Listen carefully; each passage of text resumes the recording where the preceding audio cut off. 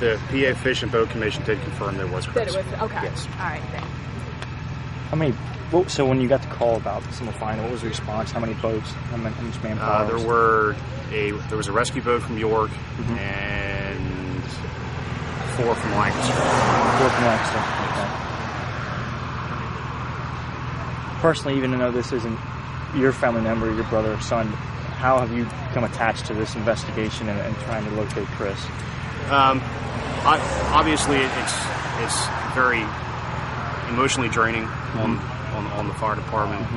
We like to have a good outcome for the families, and given the situation, unfortunately, it took a week for Chris to be found.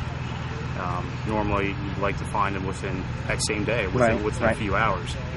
So it's been weighing heavily on all the responders from Hyattville, Washington Borough, and everybody who's been involved with this search since last Wednesday. It's been weighing very heavily on everybody. And since last Wednesday, was it water temperature and weather? What do you think made it more difficult to get to him? Definitely the water temperature. Given because it's still early in the season yet, the water temperatures were cold, and the storms we had passing through.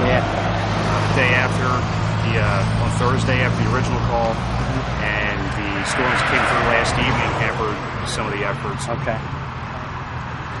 So what's it like trying to find someone in the 5-mile range through the current that you guys were looking at? How difficult is it with the current and the river itself? Oh, it's very difficult. Yeah.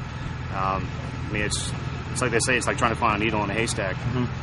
But we're searching a 5-mile stretch, 2 miles wide, mile and a half wide, and there could be areas where it's 5 feet deep. There could be areas where it's 150 feet deep. Okay.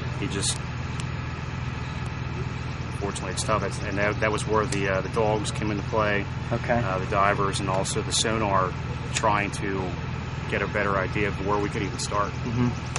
Can you even speculate where he may have been during the initial searches before he may have washed up? Unfortunately, at this point, we never had a good idea of where he actually went in the water at.